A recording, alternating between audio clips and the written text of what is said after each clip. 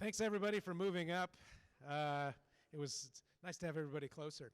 Um, in this next hour, Nina and I, who have worked together for over 30 years at Americans for the Arts, we were both small children when it started, so we got an early beginning. So we're going to talk about a little more about making the case for the arts. And we kind of focused the last session on, economic impact and creative economy, and that was, important part of all that. But there's a lot of other reasons. As, to be an advocate for the arts, and if you believe everybody in your community should have the opportunity to engage, participate, that every child was receiving a quality arts education, we need a quiver full of case-making arrows, to advance the arts and support the arts.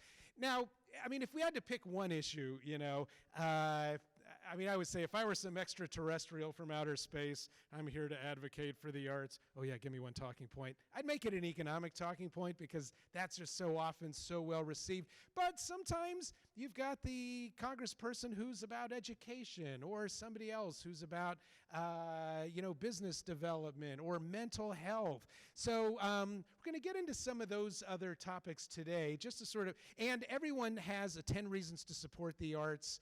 That one pager, it's on the back of one of your handouts. It's on one piece of paper. It's right there. I have people just who tell me, it's like, I keep this in my purse or in my wallet, miniaturized all the time. So it's as easy as can be. Okay, so it's on the back of, excellent. Yeah, there it is. And so the front side of it is, so anyway, so it looks like that. It's really simple. Thank you, Nina. Blink. Okay, so claim your impact. This is where we're really going to get out and start to tell our story. So we've been a very pragmatic, conversation about the arts, but I do always, and if you read the first paragraph in that 10 reasons, it really is the fundamental benefits of the arts. It's about our humanity, and so I'll talk about the arts very pragmatically, but I never not tell that story, and I never not tell the personal story as well, because we're all in the communications business. We're people to people here, and the arts are about our humanity, and they actually have been for a long time. And I give you as Exhibit A of that this picture of a hand-carved flute, which was found by some anthropologists in a cave in Germany a couple of years back. And these anthropologists were studying cave-dwelling civilizations, right? And they thought, boy, wouldn't it be great if we found a spoon or a bowl or hit the jackpot with a cave painting. They happened upon this flute, which is carved out of animal bone and is carbon dated to be 35,000 years old. And so it's a beautiful piece of work all on its own. Eventually, some of that, we should blow some air through it and see what happens. Here, you do it. And, it had some tonality to it and everything. It was carved out of animal bone, it turns out. And this was a big find. This was published in the journal Nature, which if you're in the sciences, that's one of the two biggest scientific journals in the world. But what's fascinating is these anthropologists were trying to figure out, now, what was the purpose of this flute? They, thought, maybe it was to help promote territorial expansion. I don't know, this cave's not big enough for the three of us anymore. We're going over there. Or a way to celebrate the hunt, We got the saber-toothed tiger, or maybe related to the fertility ritual, perhaps. I shall woo her, with a hand-carved flute. Nowhere did I kept thinking, maybe they liked the way it sounded. That never showed up. But you know what? Arts and culture has been part of our societies for a long time, and there's just some great evidence of it. Now, this flute thing really stayed with folks. So fast forward to the 1600s, where we find the shame flute. Now, this little ditty was made out of cast iron, and you can see it on the right there. That round part, that was clasped around a person's neck, and the fingers were shackled to that long iron tube. The purpose of the shame flute was to punish bad musicians. That's right. You got a gig at the Prince's Palace, and you stank up the joint? Well, they'd march you around town for a couple days wearing the shame flute so everybody could laugh at the bad musician. Sounds barbaric, but you look at the crowd there. I mean, we talk about cultural tourism. Nothing brings out a crowd like the shame flute.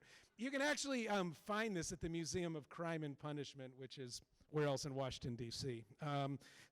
Anyway, arts, I always want to remember and remind us to always talk about it. It's so easy to get swept up in the numbers.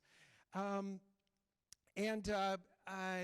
American public also gets the fundamental value of the arts. I talked about that public opinion study I did last summer. I do them every couple of years, largest of their kind ever conducted. Over 3,000 interviews. 86% of the American population says, yeah, arts improve quality of life and livability of our communities, the places that we want to live and work. And that's not a huge surprise, but what always gets my attention also is the number on the right. 79% of the American public agrees arts, good for local businesses, good for local economy, good for jobs. So the public actually gets this as well. So that is a huge relief. And, I wish we had numbers on this 30 years ago when Nina and I were in middle school and started Americans for the Arts, because I'm sure it would be much lower. But collectively, our advocacy work has really changed that conversation. Here's the thing about it. So why do we have to keep advocating? It's just not an intuitive way to think about the arts, right? Like I said it before, I'm going to go to an event Saturday night. I am not going because it's good for the economy. I mean, that's just a great benefit. We need to tell people that, and we need to tell it to them and be relentless in the messaging. So the public gets it. And so just a couple other real benefits of the arts, and these are some of the numbers actually I love the best. 72% of the public says the arts and culture provide opportunities for shared experiences in our community. A similar percentage of the population say the arts provide a safe space to have these community conversations. The arts help me understand other parts of the community, regardless of age, race, ethnicity. 63%, and that's that figure there. 63%. The arts help me understand other cultures in our community, right? So as we're all trying to get our communities connected, especially post-pandemic, I mean, get everybody back out of their houses, into public spaces. For shared experiences. That's the arts, right? And so the public gets this as well. And so there's a lot more of that data, but those are a couple of important stories to talk about. Again, you can find the Economic Impact Study, and all of these numbers are in your Economic Impact Studies on the United Arts website, those will be posted within a day or two, right? Yes, okay. We were waiting for the big reveal, so maybe give them a few hours to post it. But so we're really hitting the tops of a lot of things here, but those are really important as well. Boy, as a kid, I was the worst student as a kid. I am going to just admit it. You know what? I've never even said it that way before. But whatever was going on outside the window was the most interesting thing to me that day. I mean, I was just that kid. And what really kept me engaged and interested in the school was the arts. And it was all the arts, performing arts, and eventually studied theater, got a degree in that. Duh, right? It's probably obvious. But, the visual arts, all of it. And it just kept me coming back. It kept me interested. And it helped me make sense and find a place in my world for all these other areas that we studied as well. And the research actually underscores the benefits of that. Young people with an education rich in the arts are performing better academically. Better grades, better standardized test scores, lower dropout rates. There was a UCLA researcher named James Catterall, and he did the most amazing work on all of this. And again, there's one of these are one of the bullet points in your 10 reasons. He looked at national data, 25,000 students at 1,000 schools across the country. And he divided those 25,000 students into 4 quartiles based on their level of arts involvement. So 4 equal groups, and up here at the top, the most arts involved, probably, practices, the violin 3 hours a day or something like that. And then at the bottom, gets to the museum once or twice a year. And he compared academic performance of the most involved versus the least involved. And what he found is, as I said, the arts-involved students, better grades, better test scores, lower dropout rates, even better attitudes about community service and community engagement, which is just such a big issue now. Now, because you're all great consumers of research, you're probably thinking like, well, that's great, but aren't these students perhaps from better educated or more affluent families? You'd expect them to do better. And so he controlled for that. He went back to his base of 25,000 students and looked at just the lowest socioeconomic quartile. So students attending Title I schools, living in low-income communities. And then he ran the same analysis. And he found not only did the results hold, there was an even greater disparity between the arts involved and the non-arts involved kids. Helping education researchers think, maybe the arts help students who got a late start catch up or level the playing field. So now put that right there, because every 10 years, the Department of Education looks nationally at the provision of arts education in America. And, it's sort of kind of held steady. It's up a little bit, it's down a little bit at times. And, some places go up, another place goes down. Except what they have found is that those students in low-income communities in Title I schools have seen a huge drop in their access to arts education. So the students who stand to benefit the most are the ones over the last couple decades who've been losing it the fastest. And the Secretary of Education at the time called this a civil rights issue, because the research is so clear that when young people have access to the arts and it's part of their education, they're doing better in school. And Catterall actually tracked a cohort into their 20s. And at young adults even, he could see differences between the arts involved and the least arts involved students. More college going, more likely to be in career-oriented jobs. So to me, it's just one of the most powerful things that we can be doing, as advocates and champions for the arts. And I always also remind folks, arts education, it's not just about, it's only about creating more artists. It's just about creating more well-rounded people, right? More, people engaged in their communities. So really important thing to be talking about there. This is what, sort of building on the creative economy that I was talking about before, and then arts education. This is kind of what this looks like in, practical terms. This happy-looking fella, Thomas Sudoff, who's a Stanford researcher, he got the Nobel Prize for Medicine a few years back. And the reporters got on the phone, and they were interviewing him. Professor, congratulations. And one of them asked, who was your most influential teacher? And they all expected him like, I'll never forget my high school biology teacher. He turned me around. Actually, no. Without missing a beat, he said, I owe it all to my bassoon teacher. And he went on to explain and describe how it was his music education that gave him the habits of mind that made him a great scientist. Pattern recognition, ability to deal with ambiguity and multiple solutions, the iterative process, all the things we learn as artists helped him be a great scientist. And the research shows that might not be like a crazy example. There's a Michigan State University researcher named Robert Root Bernstein, Root-Bernstein, who studied creativity his whole career. One of the things he and his team did is they looked at all the Nobel laureates in the sciences going back to the beginning and looked at their level of arts involvement and compared them to scientists at 2 scientific societies, one in the US, one in the UK.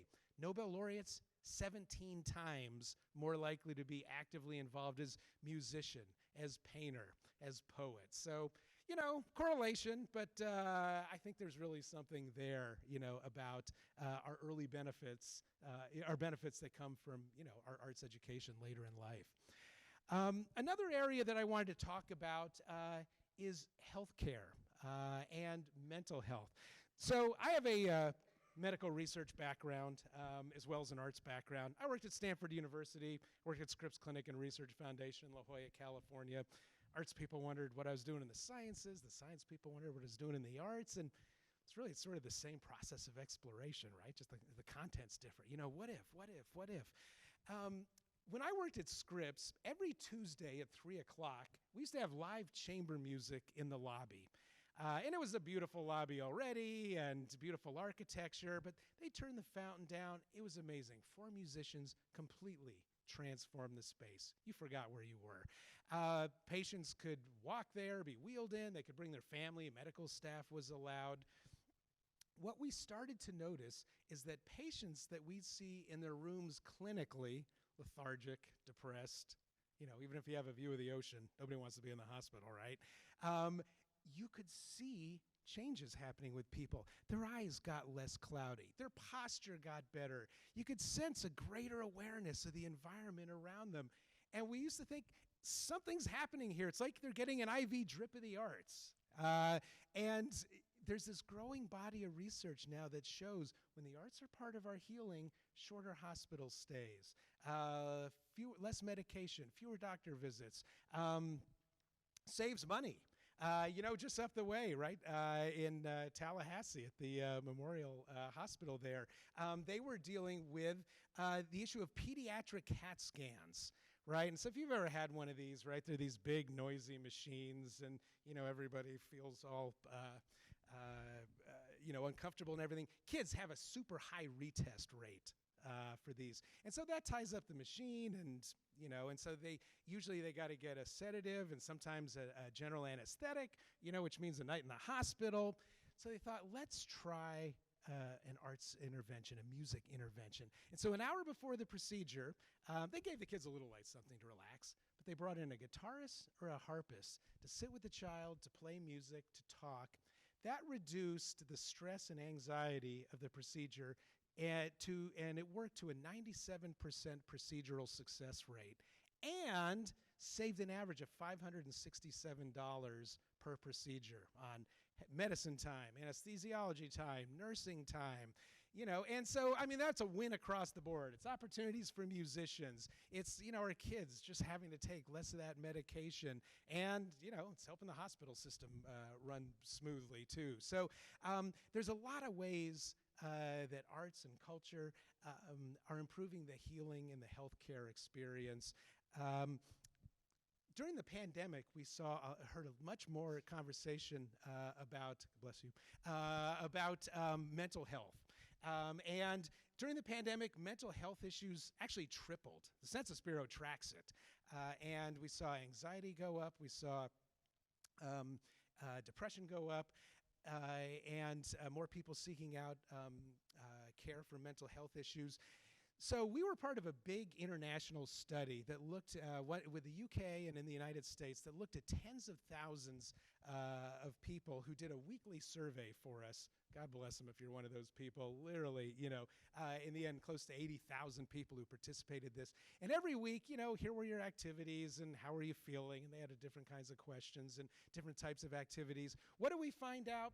People who had some kind of arts and culture activity every day, some kind of creative, expressive, could be playing music, it was culinary, it could be gardening, some type of expressive experience daily, lower anxiety, lower depression, higher rates of life satisfaction. So it's really changing the way people are thinking about arts in our healing. And none of this is new. You know, the god Apollo was the god of both music and healing. You know, talk about a big portfolio, that guy had it, right? So, you know, we're just rediscovering so many of the ways the arts touch our lives. And so you can see what I'm starting to do is I'm just pulling some issues off the front page of the newspaper, right? We talked about jobs. We talked about workforce and tax revenue. We've talked about education and healthcare. So before we get into like putting this into action and filling up your quiver, we've got on our website, it's called the Arts Impact Explorer, or just think of it as a pinwheel. But each of these little fan blades are a particular topic area. There's one for jobs, there's one for economic development, there's one for mental health and physical health and equity and inclusion. all kinds of issues, and you click on one, and up pops, hey, here's a description of that issue. And then you click again, here's some examples. Click again, here's some some data and some case studies. And then lastly, here's a 4-pager. It's all the information. It's so much fun because you just click it and it spins around. I tell you, it's the greatest. It's the greatest tool. We update it all the time. It's totally free, totally there for everybody. So if you go, you get called in by your city council person, or you get called by like the congressperson wants to talk about something. Oh, I don't really know about that. There it is. AmericansForTheArts.org/social impact. And definitely use that as a way to fill your quiver.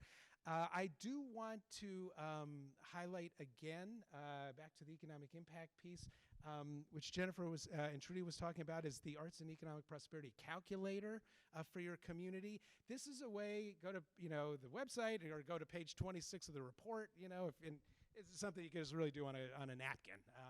And when you're writing your proposals, when you're out there making your case, you can tell your personal story, your personal economic story as well. So it's a way for you to calculate the economic impact of your organization and just make this as individual as possible. So let me, in getting ready to hand the baton off to Nina, when I think of advocacy and making the case, and there's whole libraries on lobbying and advocating and the big book of advocacy and all that type of thing, you can really break it down to 3 questions. If you want an easy way to remember this. What's the message? Who gets the message? And who delivers the message? So we've talked about a whole bunch of messages today, right? We talked about physical health, mental health, education, jobs, the economy. We've got a lot of messages, and your 10 reasons enumerates more of those.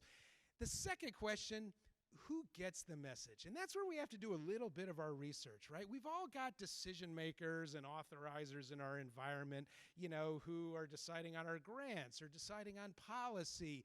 Who are those people? And what do they care about? Find their issue.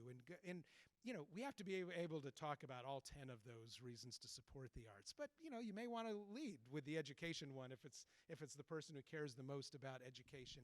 And then the third one, which I think is just possibly the most important, who delivers the message? When Nina and I go to Capitol Hill, they see us coming a mile away, right? I mean, they know what we're there to do. Guys cover up their wallets, ladies lock their purse in the drawer, but when we can bring a business leader, when we can bring an arts leader, when we can bring an educator or a hospital CEO or an army general to talk about the benefits of the arts, that really gets people's attention. Those 600 board members, you've got community leaders right there on your board. Your neighbors, different people to help tell the story. Nina always makes sure that there's an arts presence at the political conventions, and we're with the RNC and we're with the DNC. It's a nonpartisan issue. But in Tampa, since, we're here in Florida, 11 years ago, or whenever it was, 12 years ago, there was the panel, and we were at the RNC, and the mayor of Mesa, Arizona was up there and was telling a story about how it was budget hearing night for the arts. And, it was the mayor and the city council and 60 people lined up to do their 3 minutes about, why we need to fund the arts. And he said, I noticed out of the side of my eye that the chief of police was there, which wasn't that unusual for a city council meeting, right? But he said he was in full chief of police regalia. Hat, tie, medals. That was a little different. After everybody else had done their 3 minutes, he asked for 3 minutes and said, if you got to take a cut out of that arts budget, I'd rather you just made that cut in my public safety budget. Because when they do their job well, it makes my job easier. Now, can you imagine if we had 1,000 police chiefs on that message, right? So who delivers the message is another really important piece. And then lastly, we've got a golden rule for advocacy at Americans for the Arts. No numbers without a story, no stories without a number. We need both. Now, we're the arts, right? We're full of stories. And it could be a personal story, like the time you went to an arts event and you spent money. Or as organizations, the jobs we support, the industries we employ in the community. Or a young person that we worked with, or something that happened in a healthcare setting. So tell those stories, because that's what kind of connects us emotionally. And then the numbers just reinforce, that this happens again and again and again. And they actually touch different parts of the brain, stories and numbers. So it's a more complete advocacy story. So that is what I wanted to talk about, just a couple more case making to sort of get beyond just the jobs and just the economy. And I'll pass it over to Nina, but I guess I should ask if there's any questions that anybody has, and we can make this interactive too. Yes, please.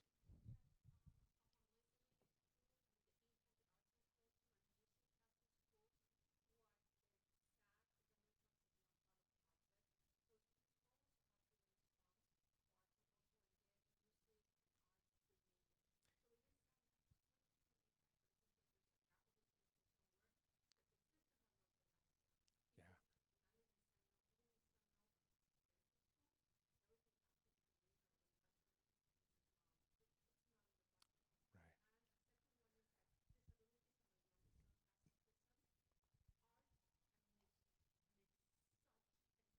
Mm,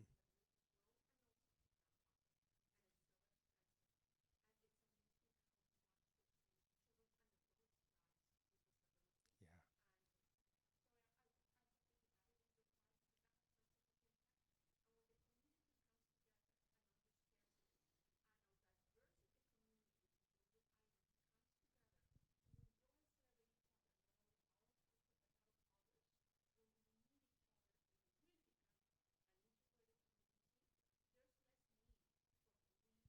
hmm, yeah,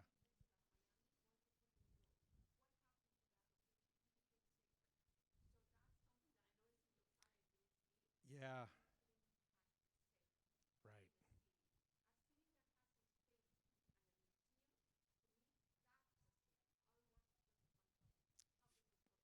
Thanks. Great point. So, just in case everybody couldn't hear, a fabulous personal story about how arts and music are helping people with disabilities, and that we're not seeing that in the schools. And the fact that the schools themselves aren't necessarily pulling their weight in terms of arts education. We in the arts community do a lot to make sure every child's got the opportunity to participate, but we can't let the school district off the hook, right? That's part of their job. So yeah.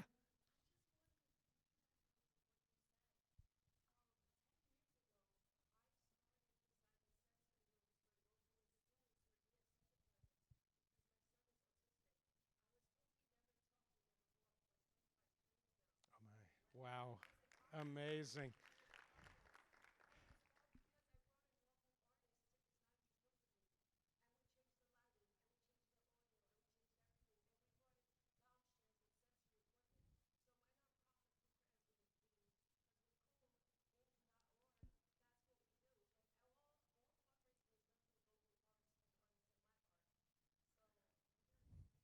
Thank you for sharing. Oh,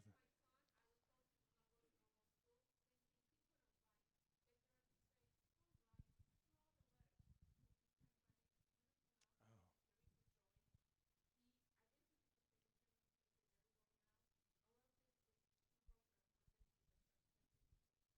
wow.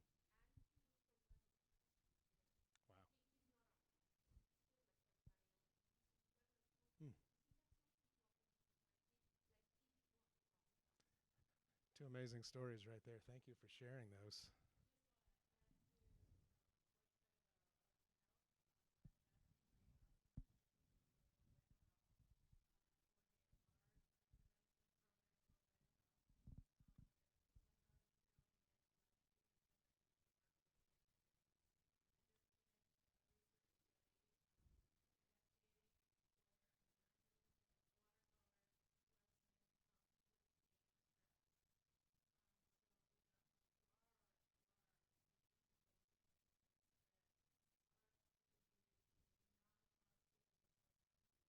Hmm.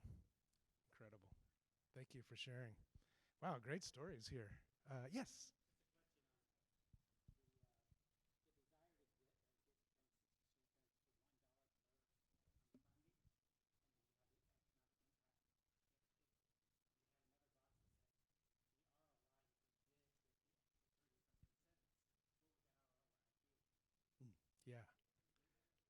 Yeah, you know what? This might be a good actually time to pass it over to my fabulous colleague Nina.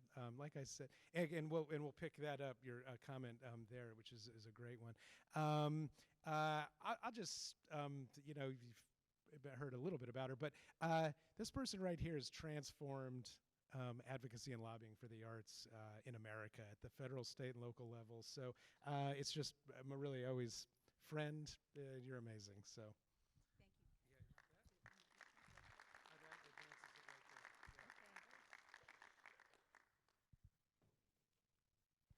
Hi, everyone. I'm seated today because I'm temporarily on a cane. I'm having a lot of sciatic problems. I'm not sure. But typically, I have these running shoes on all throughout the Capitol on marble floors, doing God's work and helping to advance the arts and arts education in America. Um, I want to let you know I wear two hats at Americans for the Arts, and that's my drum beat. And I wear two hats. I've been with the organization for 30 years. I'm the chief counsel. I'm an attorney too. I'm the chief counsel of government and public affairs at Americans for the Arts, which is a 501c3, like many of your organizations. But about 16 years ago, I helped to create a 501c4 affiliated organization called Americans for the Arts Action Test Fund. 1, 2. And that Arts Action Fund is a 501c4 organization. It's still a nonprofit, but it can do 100% of its time on lobbying, and it can do up to 50% of its time on electoral activity.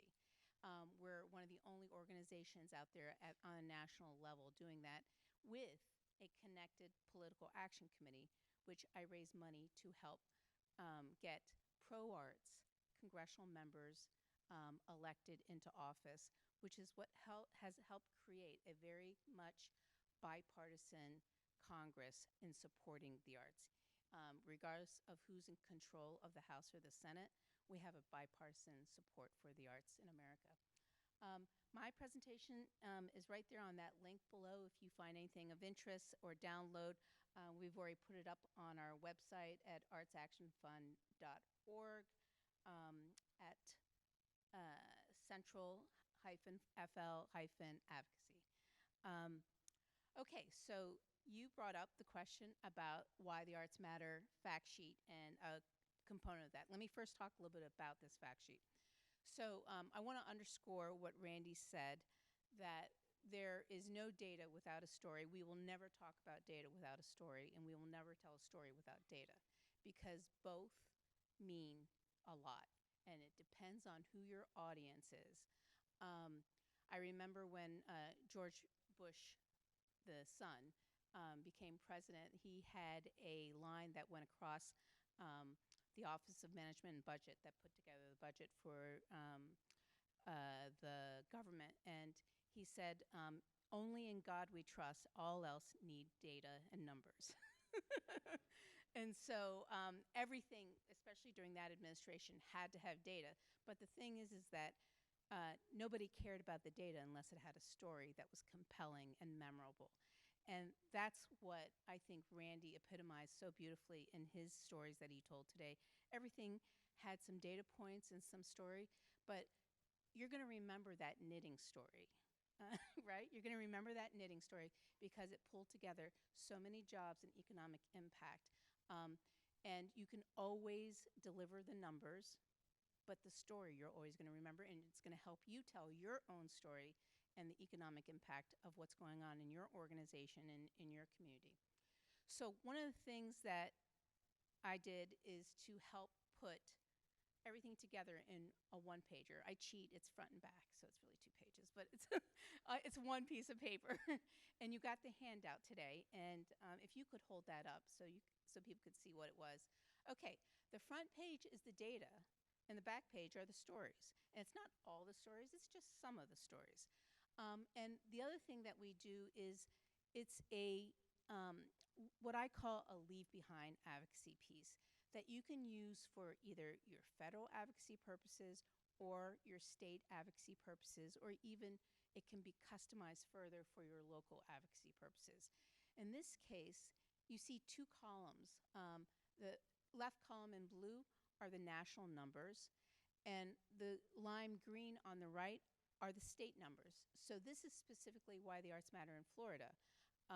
We work with the head of the State Arts Council, Jennifer Jones at the Cultural Alliance of Florida, to put these documents together on an annual basis. We have not completed 2024's, but we have done some quick updates for the latest numbers for this presentation today. And why is it important for us to show this? Because you don't want to show your numbers in a vacuum. Like, so what does it mean that there are 244,000 jobs in Florida? Is that big? Is that small? How does that compare nationally? So it's nice to be able to look at the left side to see where the context is on a national scale. And it also helps if you're talking to your member of Congress who cares about the national numbers, and also your state legislators and your governor on the right side.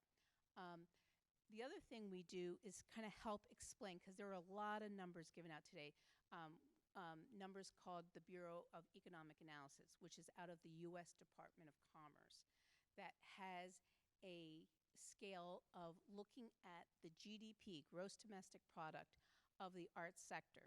Now, how is that different from what the AEP 6 study, what Randy's economic impact study is? Well, the biggest difference is that the national federal one, coming from the Bureau of Economic Analysis, is both the nonprofit and the for-profit sector and gig artists. Now, that's important to know because the dynamics of advocacy, especially during and after COVID, have changed considerably. And just by a show of hands, let me ask, how much more closely are you working with the for-profit arts community, the clubs and things like that, and making the case about the arts as a result of COVID? Yeah, some. Because it became important, how many got a shuttered venue operator grant this year, or in the last couple years? It was completely changed your organization and helped it survive, right? I see a lot of heads nodding. Well, that advocacy was because of the for-profit arts and the nonprofit arts joining forces on Capitol Hill for getting the largest investment in the arts in the history of America. In the history, $16 billion. To give you an example, the National Endowment for the Arts is $200 million a year. This was $16 billion to help save an industry. There are only a few industries that Congress chose to really help and save as an industry: the airlines, the restaurants, and the arts. Yeah, very significant. And we have a lot of debt of thanks to that for-profit sector, movie theaters, Broadway shows, nightclubs. They all had a big role, and you would have never thought, like, oh, you'd have to be a nonprofit to ask for that bailout for the arts committee. No, elected officials see us as one sector, and it's important for us to know that. Now, it doesn't become very important to know when you do want to only talk about the nonprofit sector, and that comes in a lot of times the annual public funding of the Florida Division of the Arts, the National Endowment for the Arts, National Endowment for the Humanities, things like that. Why? Because they're limited in who they can support to only nonprofit organizations. There are some exceptions who can give to individual artists, but for the most part, it's going to nonprofit organizations.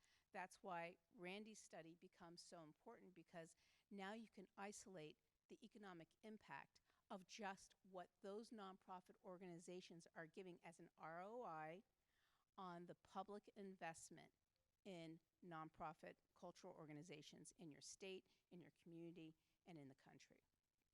So it's important to know both. So that first row of numbers is about the entire sector: for-profit, nonprofit, gig artists. And that number changes every year.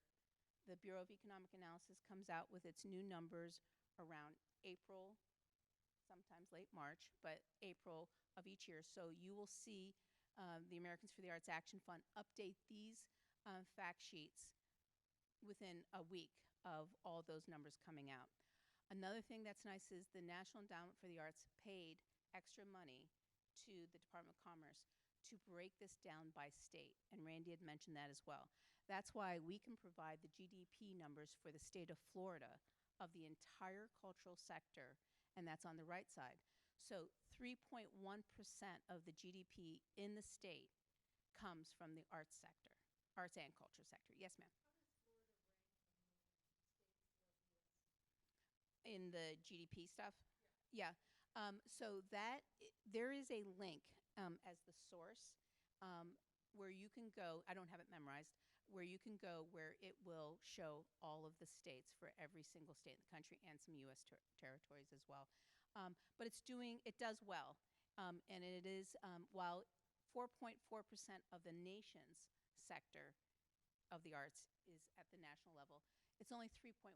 So that tells you a little bit that it's a little bit under the national average, maybe. But the other thing is that all these numbers, including Randy's, are conservative numbers because there's no way of being able to track every single dollar, every single investment that was made either by an artist, by a for-profit organization. So that comes into play too. Now, the second row of numbers is the economic impact of only the nonprofit arts and culture sector. Only the nonprofit art. It does not include gig artists, and it does not include the for-profit sector. And so that's why you'll see different scale of numbers where, the jobs number at the top one is 4.85 million at the national level, but for nonprofit organizations, it's 2.6 million. Another big difference between an economic impact study and the Bureau of Economic Analysis is its economic impact, meaning it's the expenses, not of the actual expenses of those nonprofit arts organizations, but the impact it had in the community. He mentioned, the people working at the garage or the restaurants and things like that. That's all put into the economic impact in addition to the spending of the audiences of those nonprofit organizations. That's also put into the economic impact. I'm getting a nod from Randy. He's telling me, yes, ma'am. Of course, yes.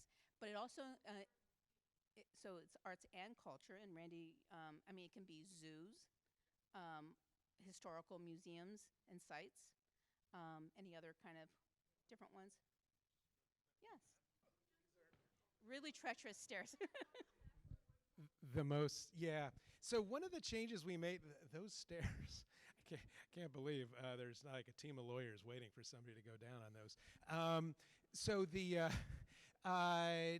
So in AEP 6, we actually changed our inclusion criteria this time because it used to be economic impact of the arts, but we really focused on making this the most inclusive study, getting into neighborhoods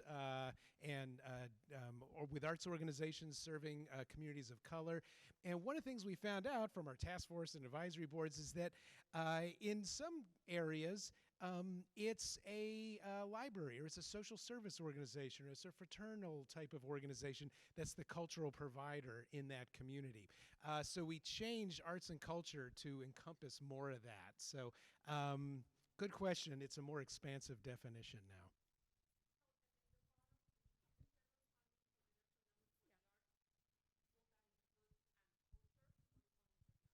That one is specifically for the National Endowment for the Arts only.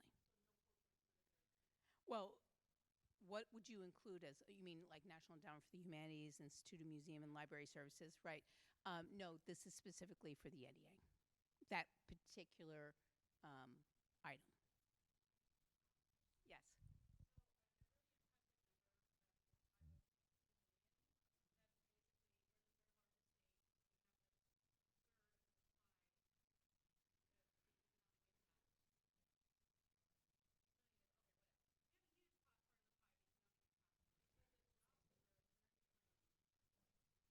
This is for the economic impact.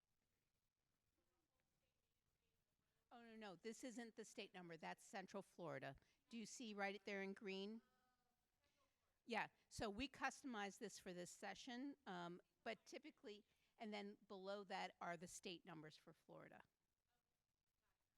Much higher number then.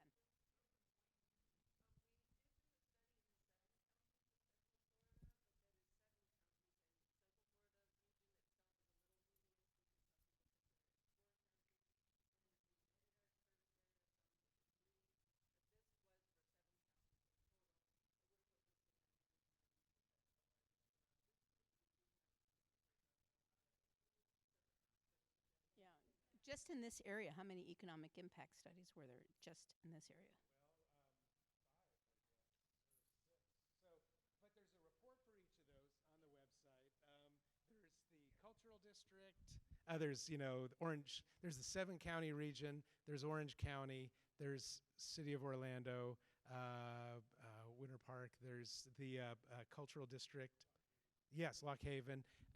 So each of those has their own set of data, their own report, which again, in the coming days will be posted. So you find the one that fits what you're looking to talk about, and it's right there.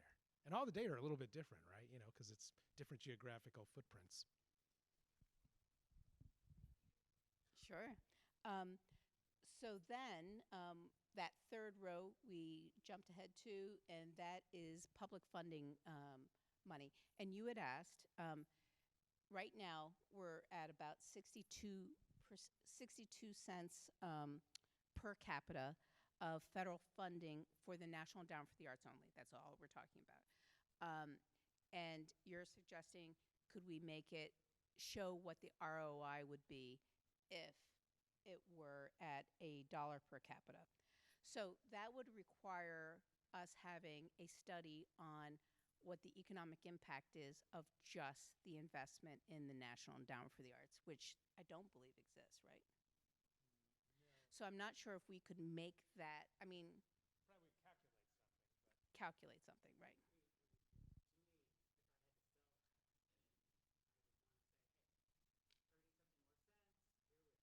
here's what it is. Here's what it could be. Right. Um, Sorry. Yeah. So on the bottom left-hand side, in the black part, it says that currently the NEA, which is funded at $207 million, is the equivalent of 62 cents per person of investment in the arts. We think that's too low.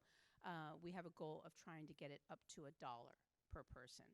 And what the gentleman suggested is, can we say what the return on investment would be if the federal government were to invest it at $1 per capita?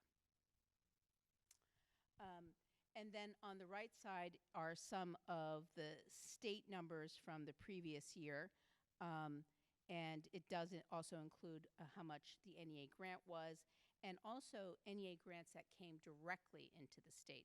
There's a very nice calculator on the National Endowment for the Arts' site that can list literally every organization that got a grant in Florida. It can do it by congressional district. It can do it by city. It can do it by county. It's really very helpful, and it can do it by fiscal year. So that's also very helpful. And then when you turn the back page, we like to highlight some key leaders in the state on the top part, some great websites of where you can find out more information, and then just some stories. We like to rotate them out from year to year of what's going on throughout the state, because, again, it helps to share a story. I give these out to congressional staff every year, and I have to tell you, while they love the numbers, especially when you can put it all on one piece of paper and help explain what the differences are, because it can get confusing.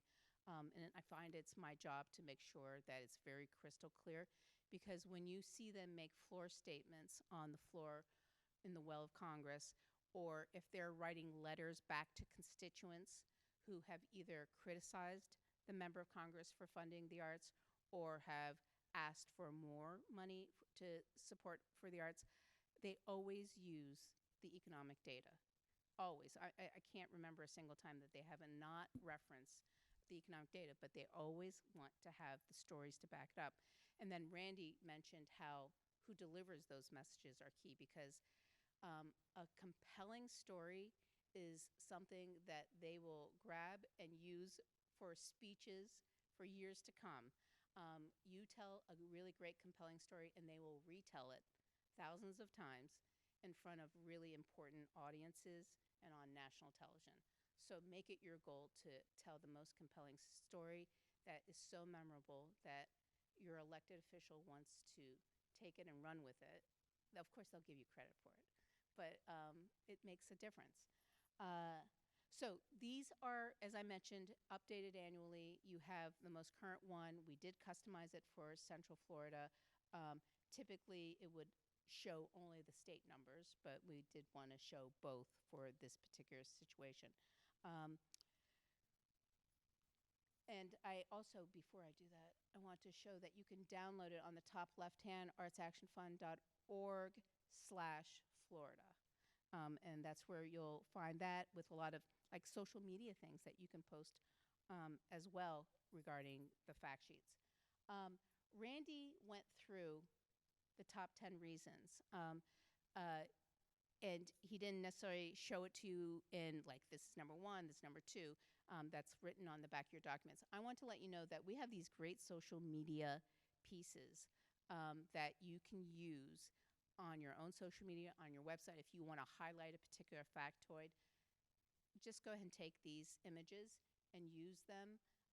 And we have the URL at the bottom of where you can find them. And then what you're also going to find is not only all the facts and data related to each one of these items, but it's going to have a video to tell a story about how it's illuminated in a particular community or in a state. Again, constantly reinforcing the fact that you want to share your story with the data. And then you brought up a great piece about the bringing together the diversity of everything put together. This is one of the most favorite charts that I've ever created that I live and breathe by, and that is the strength of collective action. And it does for arts advocacy specifically. I find that we are the most strong, the most compelling, the most convincing if we are working collectively with a diverse group of arts disciplines, not too heavy on symphony, orchestra, opera, but also on other arts disciplines as well. We have a diversity of cultural and racial groups and focuses that also are part of a united advocacy campaign. We have geographic diversity, rural, suburban, urban. Break it down even further for wherever your community or state is. You need to have that diversity as well, because the elected officials you're going to be talking with have different perspectives based on that geographic diversity. And then the newest piece, this chart has been part of my way of working for 30 years, but in the last 2 years, I changed the one on the left side slightly. Before, it just said size diversity of the organization, not just the multi-million-dollar organizations doing the heavy lifting. It's got to be some of the smallest organizations side by side, arm in arm with cultural organizations of all sizes. But what I changed is that it should be a diversity in the types of organizations too, meaning what happened with COVID, with the shuttered venue operator grants, with PPP, Paycheck Protection Programs. These were all available for both the for-profit cultural organizations, the nonprofit cultural organizations, and gig artists. And involving artists is so important in our advocacy work as well. In fact, at the Arts Action Fund, we have an artist in residence who takes these Why the Arts Matter fact sheets, that's heavy written word, and turns it into visual tapestries. And we have been presenting this as she finishes each one. We present them to members of Congress, and I can tell you that there are 10 hanging on Capitol Hill in private congressional offices today. And we're going for the goal of all 50 states and almost every member of Congress. So it really helps, because people think with different parts of the brain, and they're so proud to see their state being spotlighted with a tapestry of how the arts are running throughout the state. and I should have probably included a picture of that. But here, where the heart is the sweet spot, where if you can get that diversity of all four of these areas in one piece, you have an undeniable advocacy campaign going on. Of course, we will then take into consideration these things, some of them that Randy has also brought up already. But there's some key principles that I abide by with advocacy and that I try to teach as well. And that is, first you got to identify who your target audience is, who the decision makers are, the elected officials. Sometimes they're not elected, they're appointed. Sometimes they're not even public officials. Maybe you're trying to influence a group of foundations in your community to do something. The key is to be very, very clear from the get-go who your target audience is and do the research of what their priorities are. They always publish it on their website. It's as common as possible to go and do the research. We have to do our homework before we do our advocacy work. And then you start to match up how your priorities work with that target member's priorities. Sometimes you have to be creative. Their priorities might be rebuilding a blighted area into more apartment buildings and things like that. Well, people aren't just going to go live someplace because it has apartment buildings, because it's got a thriving streetscape as well. And there are cultural things to do there too. So you have to kind of bring your points to where their priorities are. Number 3 is then develop a working relationship with someone. So if you want something from somebody, do you go to somebody and say, nice to meet you, my name's Nina, and I want $100 million? No, you have to develop a relationship with them. Let them get to know you. Elected officials love to come to your public events. Don't forget to invite them. Give them a moment to say something. Take them backstage and give them a tour. Help them to understand that the public dollars that they got from Orange County, or that the public dollars that they got from the state of Florida, or the public dollars that they got from the NEA, maybe all 3, were part of making this happen to help subsidize the tickets so that they were at an accessible price so that everyone could be part of the event. Then you develop your coalitions to say, hey, we have this in common. I might be a small photography studio, but the Opera House, we have something in common, that we want the arts to be thriving in Central Florida, and developing coalitions. And that's where arts councils like Arts United Central Florida are so important, because they're the key to creating these natural places to gather and create coalitions. And then you do Randy's work. You're gathering the relevant data with the real-life testimonials. I mean, I was already impressed with the testimonials about autism and the arts that were just presented here. And I've heard these kinds of testimonials before, but I don't forget them. I won't forget your stories. I won't forget the design that you did that made a difference for your child and for yours. It makes a difference. And then you have to remember that advocacy is not a one and done. It really is year-round, because sessions run at different times. Opportunities to make a difference could be when the Florida session is over and there's downtime, but you still have programs going on. It's an opportunity to educate them, develop that working relationship with them, so that when the next session starts for Florida, you can begin with an update on where things are and how things could have been better if we had more money, what you did do with the money that you did receive. Yes? In all your life, yes. All your life, yes.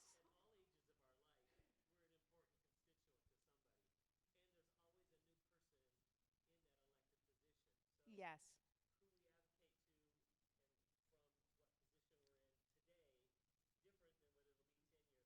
Yes, I totally agree with what Terry said, that it is a lifetime commitment. Now, you don't have to be a professional who does advocacy like me all day long. I'm just saying it should, and I think you're saying that it should just be a component of who you are for what you're passionate about. You're all involved in the arts because you're passionate about this.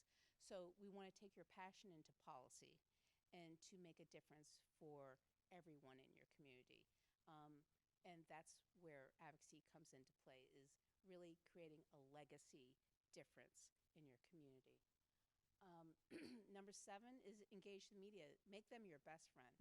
Tell them what your stories are. Give them great photos, or invite their photographers to come take photos. And it shouldn't just be a review of whatever the performance is. That's great, and it's very important for ticket sales. But it should also be, what kind of commitment and result is having this kind of organization or these kinds of arts organizations in your community making for a better community. One of the most important Republican, conservative members in the House of Representatives on Capitol Hill in Washington, who oversees direct funding of the arts.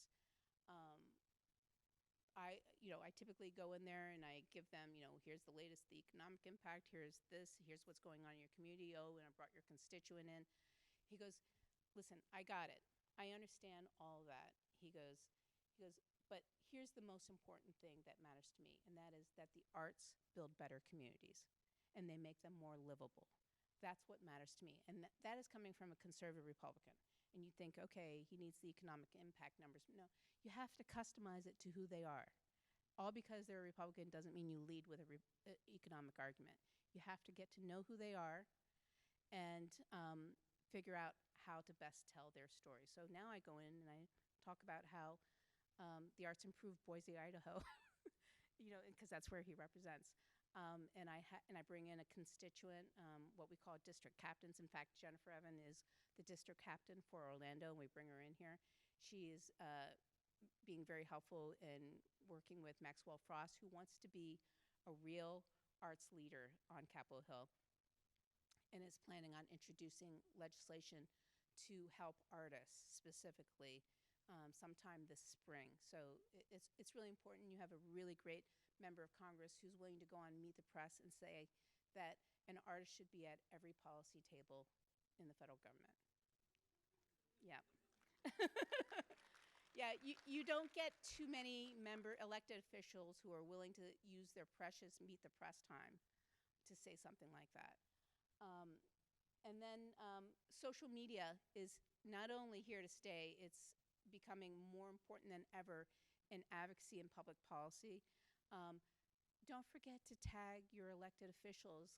Say good things about what's going on in Orlando. Thank them for that investment that they made in Orange County or in the state of Florida that helped make this particular performance happen.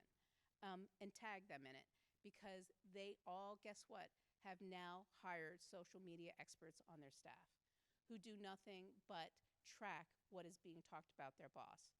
So it's really important for you to do that. In the past, I used to say, oh, my great trick for you is write an op-ed and put in the name of the elected official you're trying to target into the op-ed, because it will be in their morning papers that they have to read before they start their day because their name popped up in something. Now, it's more important that you do it in their social media and that you tag them. So please don't forget to do that. Be an influencer in your community, and that's what you're doing right now.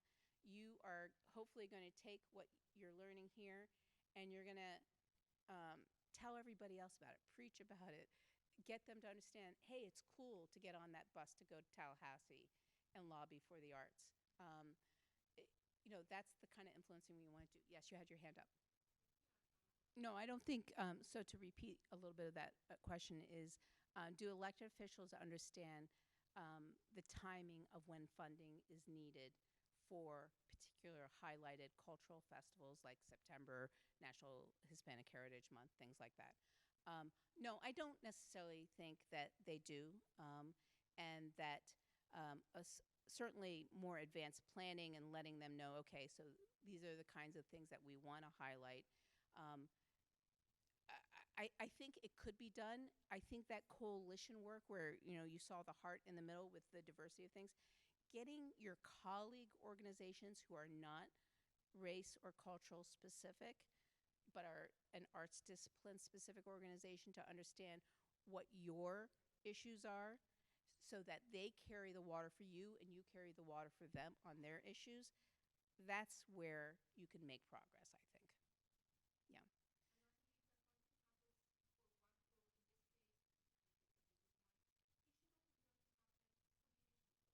Of course.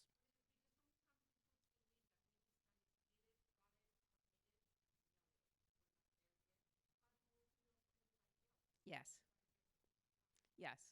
So expanding what um, improvements and headway you've made within the Hispanic community and sharing that with other culturally specific communities to also be a mentor or show them the path that you took for them to also follow through. But I really think it comes with this coalition work. I really do. And all of you being at the table to be able to explain what your issues are and coming to a united message that helps each other. Because if you go on your own, um, elected officials see us as one big thing. They don't see us.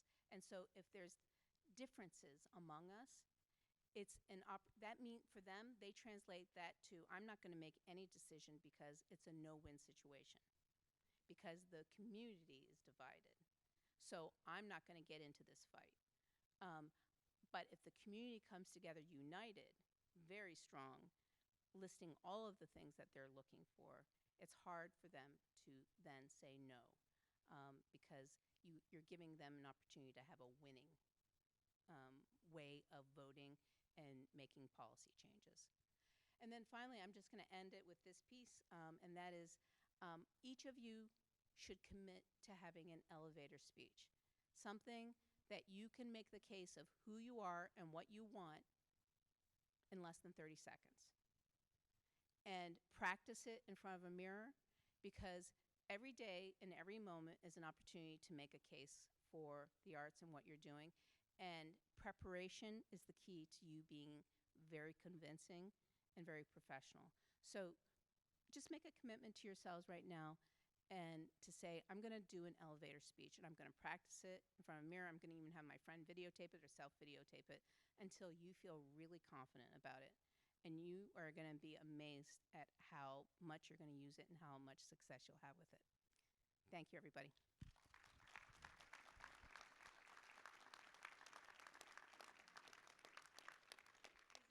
Stickers. Oh, I should have said this. These are free stickers that have been handed out. This has been done by artist Shepard Fairey, who did the Hope poster for Obama. And he has committed to doing artwork for Americans for the Arts Action Fund, especially for getting out the vote. So please enjoy it. Put it on a water bottle, notebooks, anything you want.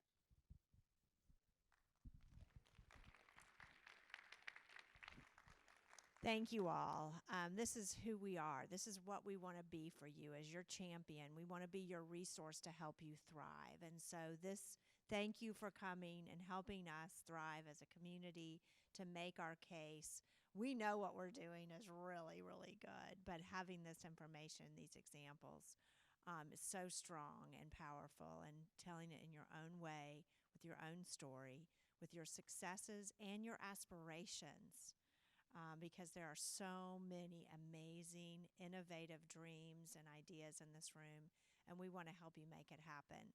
We're not going to be perfect. We're going to make mistakes, but with partnerships like you that you bring, we are going to all be stronger together. So thank you for coming today. Be careful getting back to your places of creativity and your homes and your spaces, and we look forward to an amazing new year. I hope we'll see all of you on January 18th.